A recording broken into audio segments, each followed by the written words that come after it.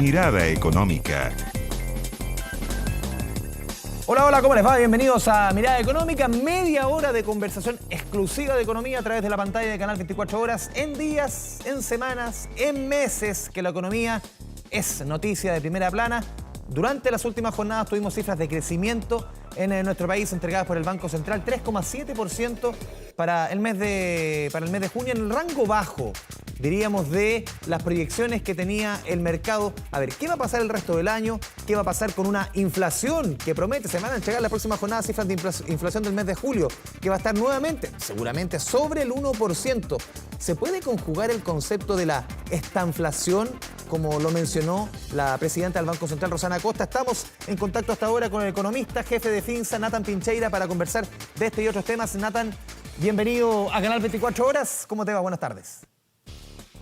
Hola Andrés, ¿cómo estás? Buenas tardes. Sí, Nathan, hablábamos de las cifras de crecimiento para que conocimos hace algunos días, del mes de julio del Banco Central, 3,7% en el rango bajo. ¿Cuál es el análisis que haces tú de esta? Ya se empieza a notar los números, por lo menos, la desaceleración económica para este segundo semestre. Sí, es una buena pregunta, principalmente porque ese concepto de que la desaceleración en realidad se está notando ahora con estos números bajo el 5% o el 3,7% que observamos recientemente, la verdad es que no es reciente, ¿no? Yo diría que desde comienzos de año, incluso finales del año pasado, ya este proceso de desaceleración se ha venido confirmando en la economía. Lo que pasa es que los datos interanuales no lo mostraban tan claramente. Sí, mes contra mes. Claro, sí, mes contra mes, porque las bases de comparación eran muy poco exigentes, ¿no? Entonces, evidentemente cuando, no sé, en enero nos comparamos con enero de 2021, cuando todavía la situación económica producto de la pandemia no era de las mejores, etcétera, bueno, los datos eran todavía bastante expresivos.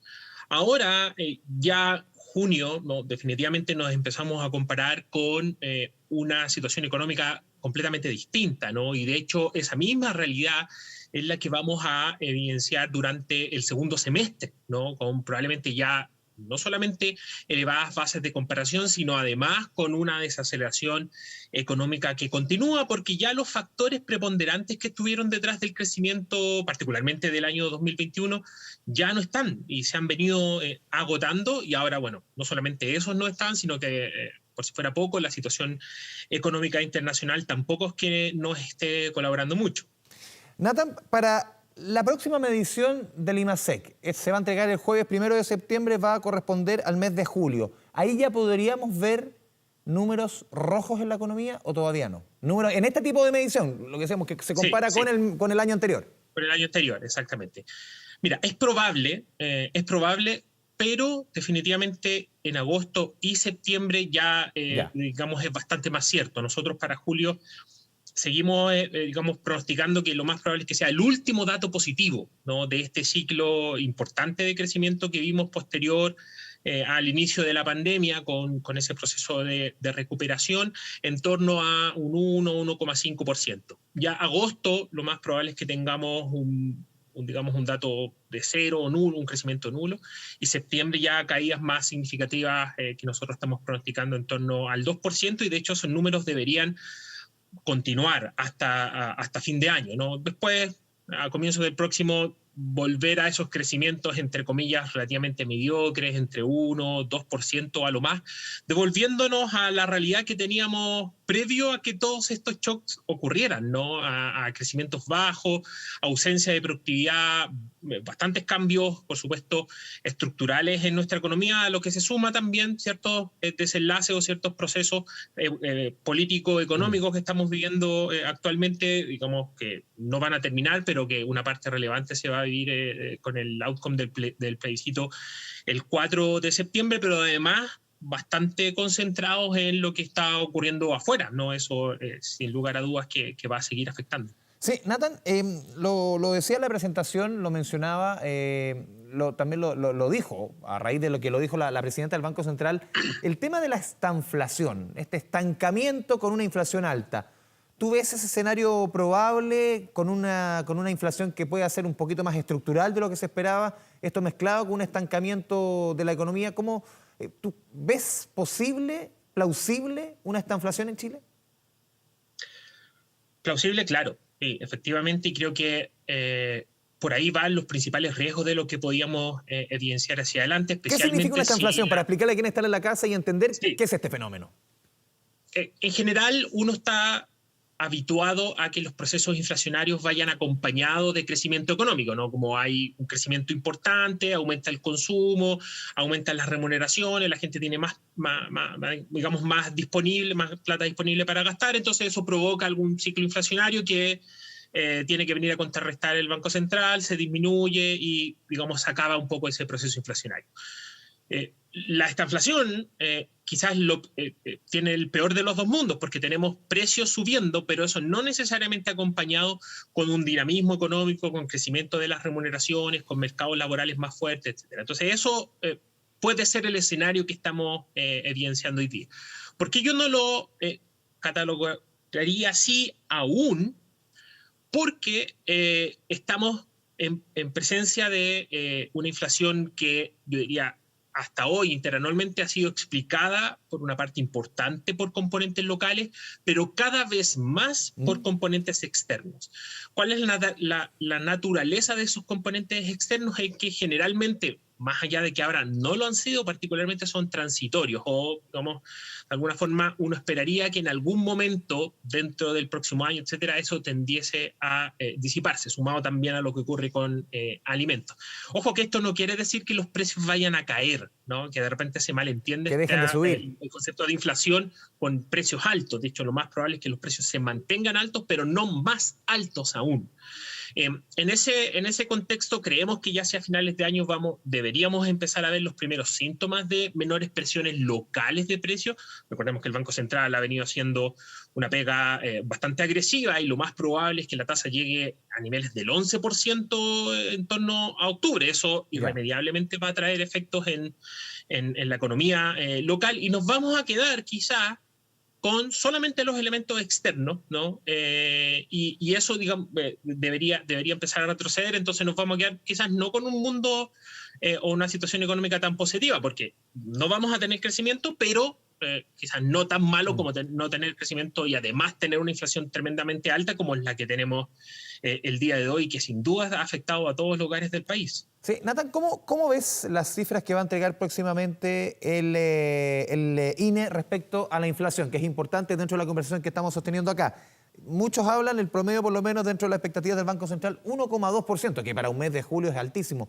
¿Cómo lo ves? Y la segunda parte de la pregunta, porque en encuestas anteriores hechas por diversos medios, dan la sensación de que estas inflaciones mensuales altas, incluso los más pesimistas, se mantendrían hasta el mes de noviembre. Esos dos elementos, ¿cómo ves julio y hasta cuándo podríamos seguir con estas inflaciones cercanas alrededor de un 1% mensual? Sí, lamentablemente tengo que estar de acuerdo con lo que me menciona. Lo más probable es que veamos ahora inflaciones todavía sobre el 1%, y creo que lo relevante es lo que mencionaba anteriormente, en meses en que históricamente no hemos tenido ese nivel de inflación tan elevado. Distinto es que yo te dijera, bueno, para septiembre y octubre vemos inflaciones altas porque históricamente hay componentes estacionales que ayudan a que aquello ocurra. Podría ser octubre, podría ser noviembre en el que continuemos viendo ese nivel inflacionario alto, porque todavía tenemos, a pesar de que ha retrocedido tanto el precio del petróleo como el tipo de cambio, digamos, el espacio para que los combustibles sigan subiendo, el alza que hemos observado de alimentos, etcétera, todavía nos hace pensar de que se vienen inflaciones importantes durante los próximos meses, sumados a estos elementos estacionales que te comentaba anteriormente. Pero de alguna u otra manera, a mí me parecería muy, muy extraño de que con una economía que está en franca desaceleración, con un mercado laboral que pareciera no dar mucho más, con, digamos, las últimas cifras que vimos ya, con decrecimiento en la creación de empleos o definitivamente con una destrucción neta de empleos, remuneraciones que crecen menos que la inflación. Hoy día tenemos menos poder adquisitivo en promedio los chilenos. Eso debiese ratificarse en una disminución tal del consumo que ya los precios no tengan mucho más espacio para subir, o, visto de otra manera, que las compañías, los comerciantes, etcétera, a pesar de que quizás sigan teniendo presiones de costos, lo cual es negativo para las empresas, no puedan traspasar aquello a los consumidores y simplemente lo que tengan que ir haciendo es ajustando sus márgenes. Eso debiese ser o debiese ocurrir ya de todas formas hacia finales de año, comienzo del próximo, pero sujeto bastante a las variantes internacionales, como puede continuar siendo el precio del petróleo. No sabemos, y lo comentaban previo a la entrevista, la incertidumbre que siga trayendo esta... no solamente la guerra en Ucrania, entre Rusia y Ucrania, sino además ahora estas tensiones diplomáticas entre Estados Unidos, China, con Taiwán entre medio. Lamentablemente nada de eso sumaría, ¿no?, a que la inflación viniera cayendo. Sí. Las noticias en el margen algo más positivas tienen que ver con las cadenas de suministro, que algo se han aliviado. Recordemos que esa ha sido una de las principales explicaciones de los precios elevados, más allá de que esta política de cero COVID en China se mantiene y siga habiendo presión en los puertos. Por lo tanto, una normalización de aquello todavía está distante de ver. Sí, Nathan, antes de ir a la pausa, tú mencionabas el tema del empleo. Conocimos ayer el desagregado más fino del INE respecto a la informalidad. 308.000 empleos informales creados en un año. Puntualmente en el caso de las mujeres crece un 20%, bastante menor en el caso de los hombres. A ver, ¿cómo ves tú la generación de empleo en lo que viene en este proceso ya de números rojos definitivos en la comparación que estábamos hablando de la economía? ¿Cómo va a afectar eso al empleo y también la calidad del empleo? Porque ya muchos sostienen que lamentablemente esta informalidad, estos números con este nivel de economía, con este ritmo, lamentablemente la informalidad va a ser algo creciente.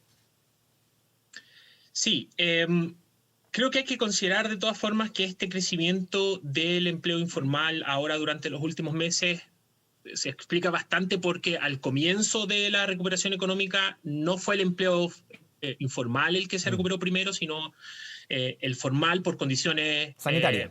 Básicamente explicadas de familiares de la pandemia, o sea, las personas... Las medidas cuarentena, sencillamente la calle estaba cerrada y el trabajo informal no puede operar. No puede salir a trabajar, y eso se ha normalizado en algo hasta el momento. De hecho, digo normalizando porque hoy día el empleo informal, a pesar de que nos pueda parecer alto, ¿no?, si uno sigue la serie histórica, todavía se encuentra en niveles más bajos que los que teníamos previos al estallido social y a la pandemia, ¿no? No sé si endémicamente es la palabra, pero la economía chilena tiene un nivel de informalidad promedio en torno al 30%, ¿no?, aproximadamente, lo cual es bajo desde un punto de vista, por ejemplo, de la región. En Latinoamérica el promedio de la informalidad es 50%. O sea, Perú es 60%, Colombia otro tanto. Exactamente, muchísimo más altos que nosotros. Son, digamos, no, mal de muchos consuelo de tontos, pero... estamos todavía en un nivel algo menor a lo que teníamos previo a la pandemia, pero ciertos sectores continúan aumentando y uno sabe que en momentos de mayor precariedad laboral, digamos, como un todo, son estos empleos los que, entre comillas, empiezan a sustentar el que el trabajo no caiga tanto. O sea, la gente se las busca, se las ingenia para poder seguir produciendo. En el caso, por ejemplo, de perder un empleo informal, comienzan una actividad por cuenta propia o tratan de trabajar de repente algunos pololitos, etcétera, todo eso que cae dentro de la informalidad, incluso dentro de sectores formales. Eso, digamos, que también es interesante de ir mirando. Uno piensa que esa la informalidad solo se da en sectores informales de la economía, pero la verdad es que las cifras del INE muestran una cosa distinta, se da en ambos sectores. Nathan Pincheira, te pedimos que te mantengas conectado. Vamos a ir a la pausa aquí en Mirada Económica y al regreso seguimos con más conversación sobre economía en Canal 24 Horas. Vamos y volvemos.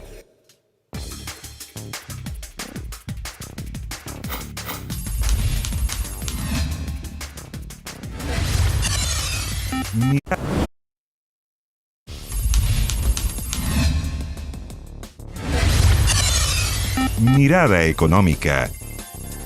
Volvemos a Mirada Económica a través de la pantalla de Canal 24 Horas. Estamos conversando con el economista jefe de Finsa, Nathan Pincheira. Nathan, a ver, en paralelo tú lo deslizabas en algunas respuestas en la primera parte del programa con este panorama que estamos conversando en materia económica para el país. Vamos a estar como chilenos decidiendo el 4 de septiembre el tema de la convención. Se va a estar discutiendo en paralelo también en el Congreso la reforma tributaria, que obviamente son temas que tienen incidencia en lo que estamos conversando. ¿Cómo ves tú lo que se vaya a definir el 4 de septiembre? Sea una u otra opción. Aquí obviamente que el panorama está completamente abierto. ¿Tiene una incidencia, es la misma cualquiera de las dos opciones para nuestra economía?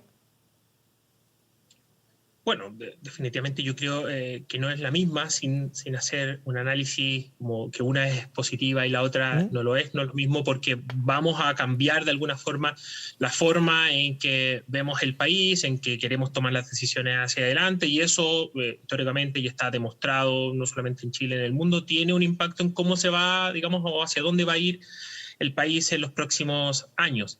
Hay una situación que por lo menos no necesariamente ahora en lo económico, pero sí en lo financiero, que usualmente se adelanta a estos hechos, nos ha llamado particularmente la atención, y es que ha sido más bien, o no reaccionan los precios cuando tenemos noticias respecto a las encuestas, o si va hacia un lado o hacia otro la decisión, etc. Y es porque yo creo, y al igual que probablemente mi percepción, este proceso constituyente no termina el 4 de septiembre. ¿No? Y lo hemos visto como, digamos, dentro del Parlamento, el Ejecutivo, digamos, la oposición también lo ha mostrado así. Creen que independiente de si gana la opción apruebo o gana la opción rechazo, lo más probable es que el proyecto de nueva constitución, si es que gana la opción apruebo, tenga que tener algunas reformas, algunas mejoras.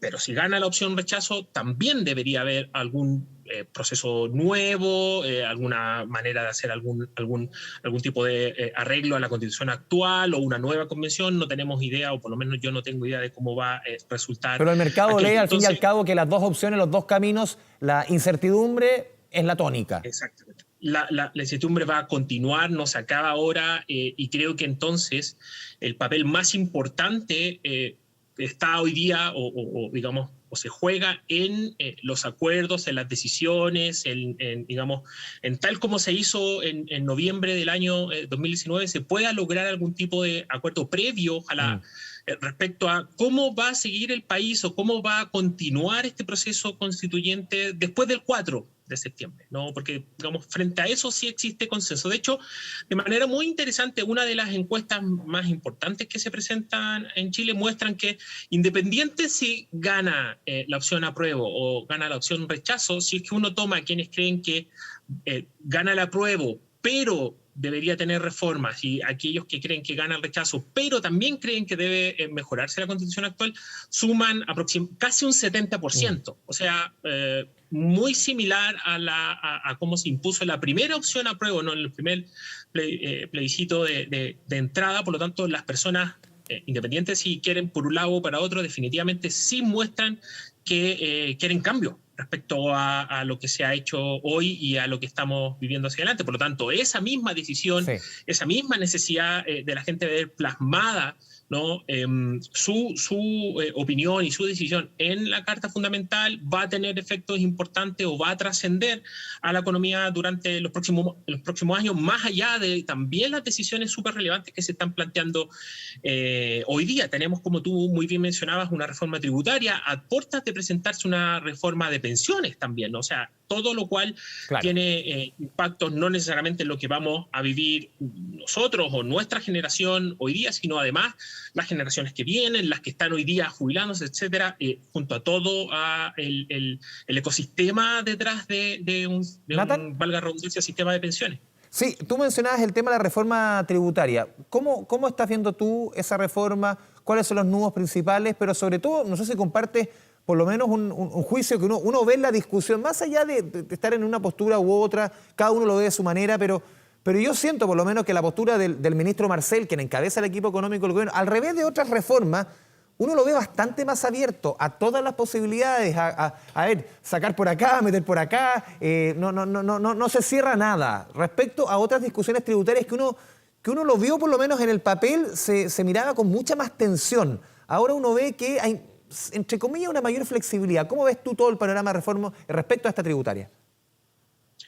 Bueno, en ese sentido, el ministro Marcel junto con el ministro de Vivienda son aquellos que tienen más experiencia política dentro del gabinete, han estado en diversos procesos, en diversos gobiernos anteriormente, y quizás comprenden de mejor manera la necesidad de para que estas reformas sean sostenibles en el tiempo, de que sean bastante aceptadas, ¿no?, desde el punto de vista político, porque si tenemos una reforma que igualmente pasa por un 50+1, lo más probable es que con otra composición de Congreso, bueno, tengamos nuevamente cambios y al final no logremos esta estabilidad desde el punto de vista tributario tan necesario para la inversión, por ejemplo. Entonces, en esa línea, creo que se han planteado, o sea, me parece bien que se haya planteado no solamente en un gran proyecto de ley, sino en diversos proyectos de leyes que abarcan varias materias.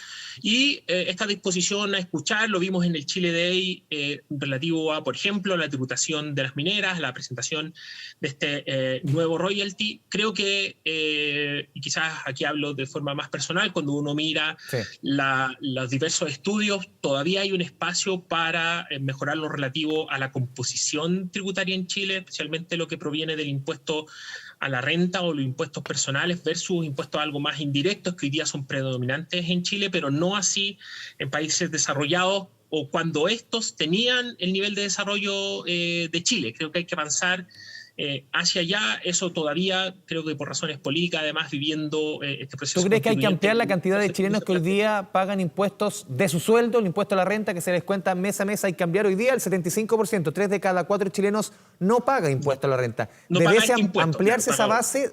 Claro, políticamente la discusión es compleja.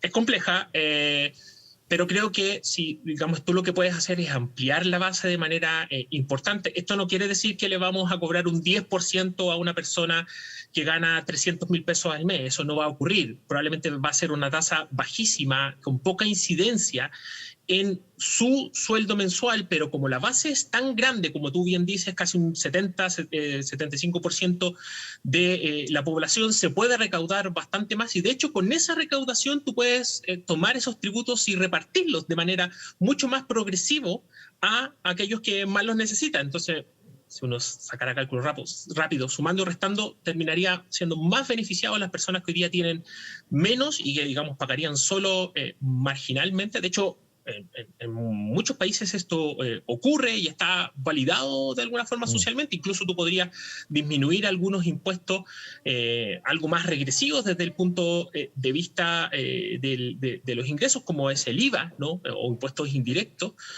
para privilegiar esta base algo más directa y tener algo más de eficiencia a la hora también de ir recaudando. Creo que hay otras conversaciones que todavía quedan pendientes, más allá de lo que se ha presentado ahora, que como tú bien mencionas, bueno, existen bastantes puntos de vista. Yo no soy experto tributario, pero sí me parece que hay avances para parecernos también a otros países que han hecho bien las cosas, más allá de que tengamos algunas diferencias sustantivas en otras, pero en estas creo que se puede avanzar. Sí, por último, Nathan, tú también mencionabas el tema de la reforma a pensiones. Ya vamos conociendo una reforma que debiese presentarse a fines de este mes, a fines de agosto. Ese 6% de aumento de la cotización a cargo del empleador, que no va a ser heredable, de acuerdo al proyecto que podría plantear la autoridad. También no hay definición respecto al 10% que hoy día se cotiza a cargo del trabajador que administra las AFP. No está claro si es que eso va a seguir, la persona va a tener la opción de que la sigan administrando o AFP u otras entidades, o la persona puede elegir que la administre el Estado. ¿Cómo ves por lo menos esa conversación que hasta ahora uno va bosquejando ese panorama hasta ahora? Yo creo que hay varios avances que van en línea con las recomendaciones internacionales, que hacer como este sistema que se sustenta en varios pilares. Tenemos un pilar contributivo, tenemos un pilar solidario, etcétera.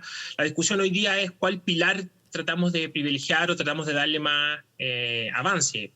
Por un lado, dentro del pilar contributivo me parece positivo, si es que se plantea de esta forma, digamos, no lo sea ciencia cierta, que se abra el espectro de entidades que pueden manejar estos recursos, porque se aumenta la competencia, probablemente también puede aumentar o disminuir los costos que estos tienen, más allá de que los costos hoy día sean repartidos en la edad en que uno cotiza bastante bajo, mucho más bajo que cualquier otra alternativa de ahorro, pero también pueden mejorar las opciones que las distintas administradoras actuales o futuras pueden tener para poder invertir estos ahorros nuestros, ¿no? Y finalmente poder mejorar por ese lado las pensiones. Pero indudablemente también hay compatriotas que, digamos, han tenido menos oportunidades o tienen sueldos más bajos o tienen niveles educativos que no le permiten optar a mejores sueldos, y también tenemos mujeres también que participan menos del mercado laboral, que hemos visto ahora con la situación de la pandemia cómo han tenido que,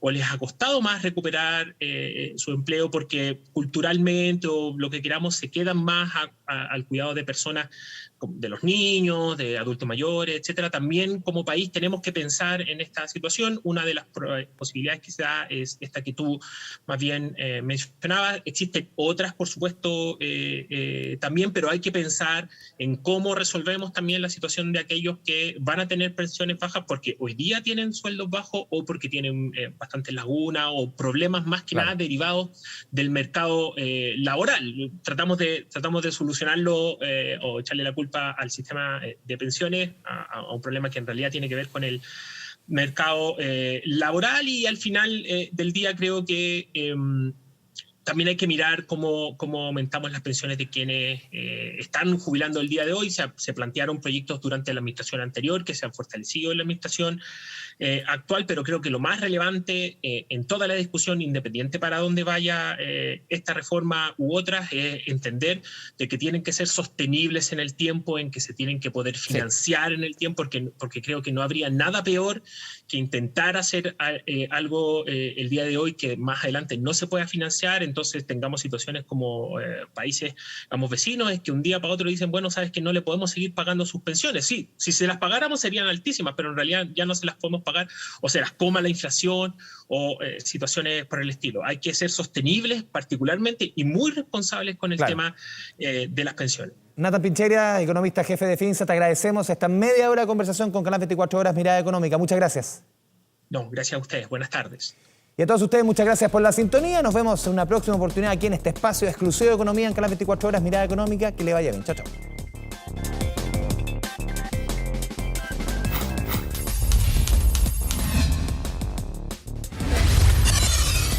Mirada Económica.